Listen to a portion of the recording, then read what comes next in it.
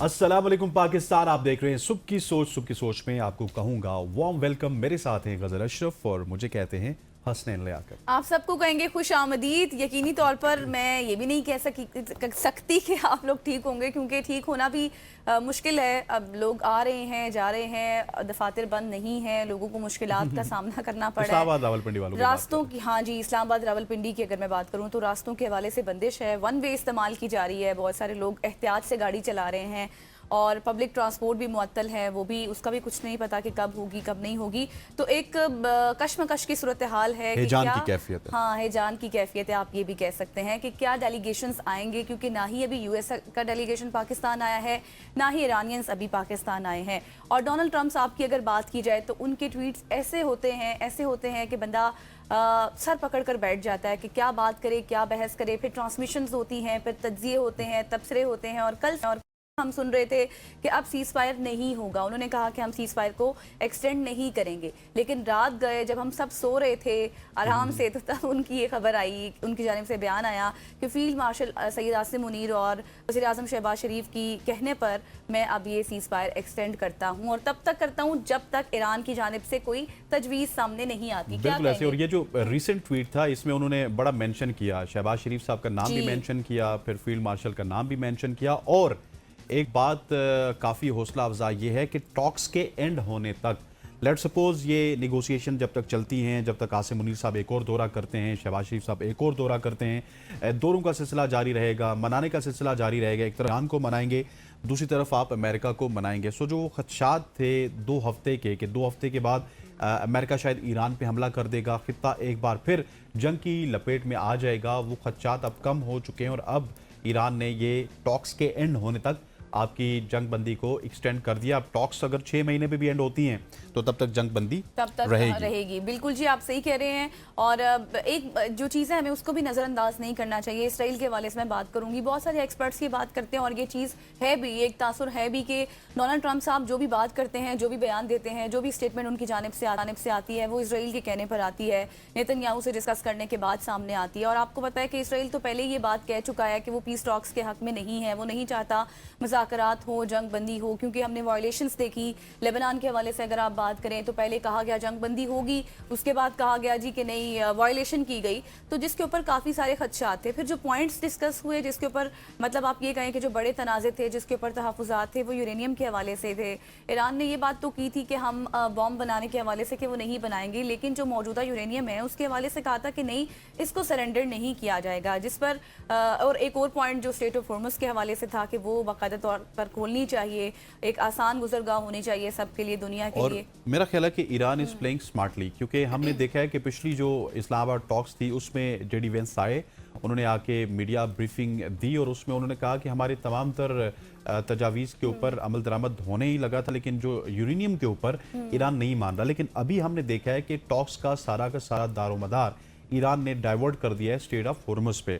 Iran की जो establishment है, ईरान के जो सदर हैं या फिर पासदारान इनकलाब है, वो ये चाहता है कि किसी ना किसी तरह से यूरेनियम के ऊपर से अमेरिका की नज़र हट जाए, दुनिया की नज़र हट जाए, और दुनिया की नज़र वापस से वो डाइवर्ट करवाना चाह रहे हैं स्टेट ऑफ हॉर्मुज़ के ऊपर। और जितनी भी निगोशिएशंस हैं ईरान स्टेट ऑफ हॉर्मुज़ के ऊपर करना चाहता है, और वहाँ पे अगर उसको कुछ सरेंडर करना भी पड़ेगा तो वो कर सकता है। लेकिन as far as uranium is concern, वो अभी तक मुझे लग रहा है कि एक बहुत बड़ा मुअम्मा है जो कि बहुत जल्द हल नहीं होगा अमेरिका और ईरान के मापे। बिल्कुल। और देखें, ये दहाइयों पुराना जो कॉन्फ्लिक्ट है, इसको हल होने में अब टाइम भी लग सकता है। हम ये भी कह सकते हैं, जाहिर है इसके दौर होंगे, मुख्तलिफ दौर होंगे, लेकिन इसमें अब इफेक्ट क्या हो रहा है पूरी दुनिया। अब आप देखें ना कि इस्लामाबाद और रावलपिंडी और इस्लामाबाद का इफेक्ट हो रहा है, लोगों के स्कूल्स, फिर उसके बाद पढ़ाई, हर चीज़ डिस्टर्ब हो रही है ना।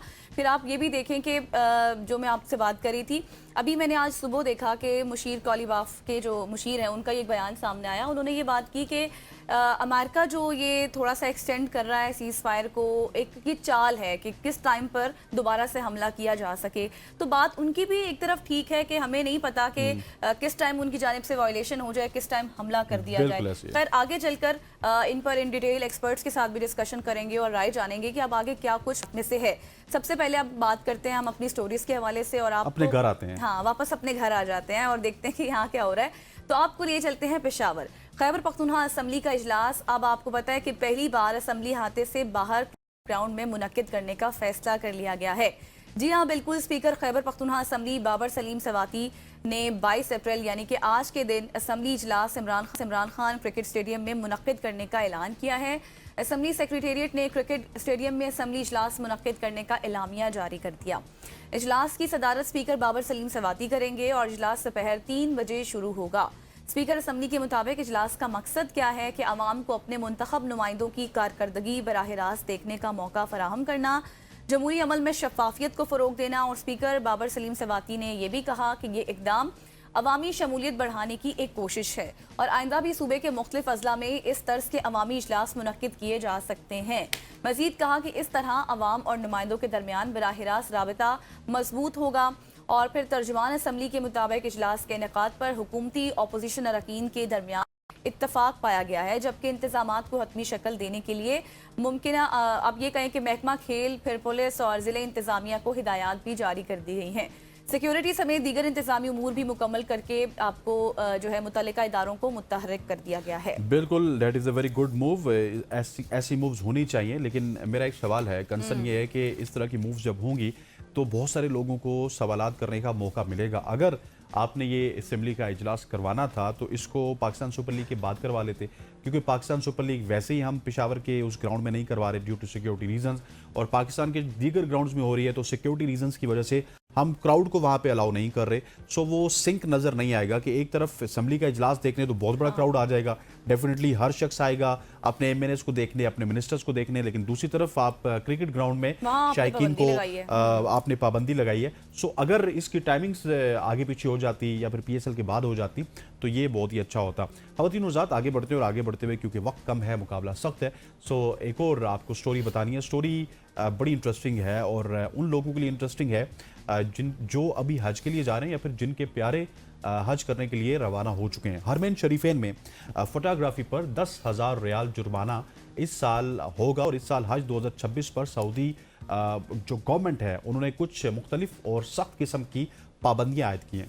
मस्जिद अहराम के अंदर या फिर मस्जिद अहराम के बाहर या दौरान तवाफ किसी किस्म की फोटोग्राफी या फिर वीडियोग्राफी बनाना सख्त ममनू करार दे दिया गया है।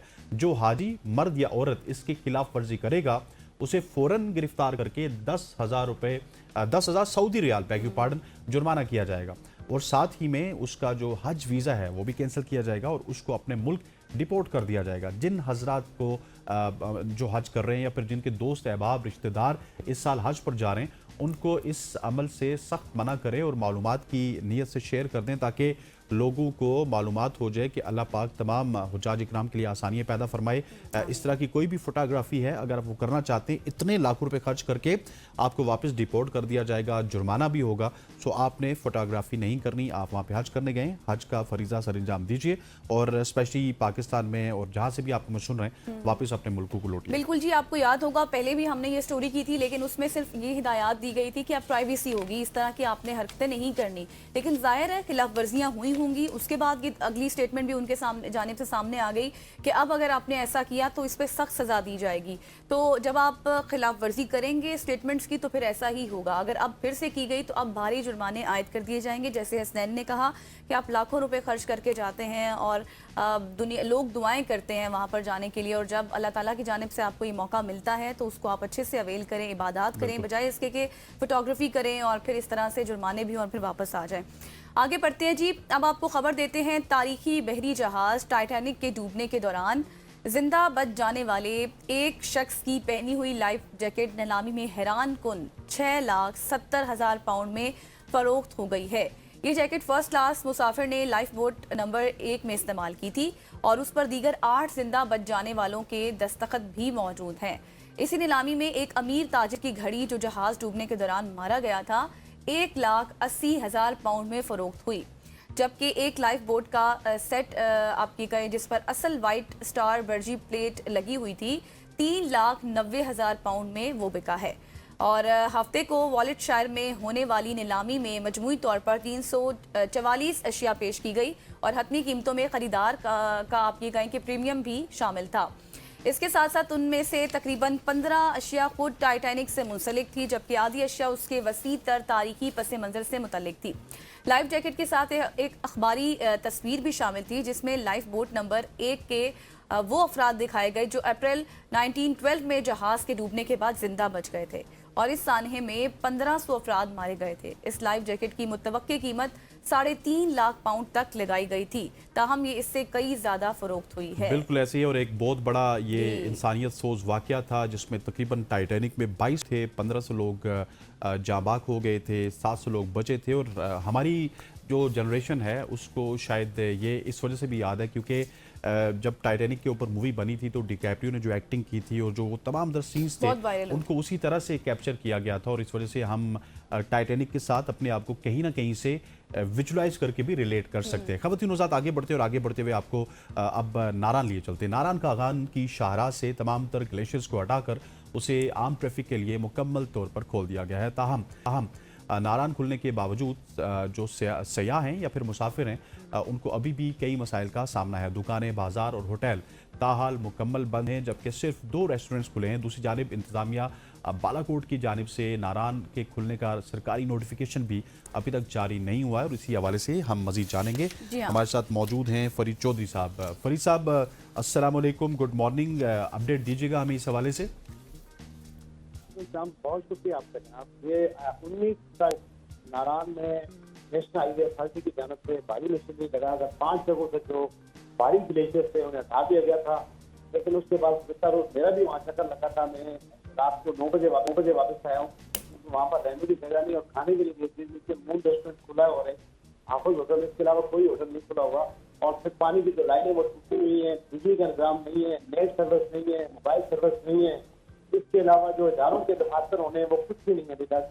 और उसके बाद मेरी बात हुई असिस्टेंट कमिश्नर बालाकोट से, तो इंतजामिया का ये कहना था कि हमने सरकारी कोई नोटिफिकेशन जारी नहीं किया। उसकी वजह यह है कि अभी तक हमने 12-14 जो चेक पोस्ट है पुलिस की, उन पर तैनातियां करनी है, सिक्योरिटी का मसला है और सेफ्टी का मसला है, हमने सिक्योर करना है, तो उनके लिए खुराक का मसला है। तो ये जो दुकानें खुलती हैं या होटल खुलते हैं, जब भी बर्फ हटती है रोड तो खुल जाती है, लेकिन जो मालकान होते हैं होटल के या ठेकेदार होते हैं वो दूसरे दिन, चौथे दिन, 5वें दिन जाते हैं, फिर जाके सफाइयाँ करते हैं, फिर ओपन करते हैं, और उसके बाद जाके वो सेटअप मुकम्मल होता है, तब जाके उनको सहूलियात मैसर आती है। सही। अच्छा फरीद चौधरी साहब, मुझे ये बताएं कि अभी तक तो कोई नोटिफिकेशन जारी नहीं हुआ, लेकिन जो सयाह वहाँ पर फंसे हुए हैं या फिर जो मकामी लोग हैं, जैसे कहा जा रहा है कि अभी भी उनको मसाइल का सामना है, तो किस तरह के मसाइल अभी दरपेश हैं उनको?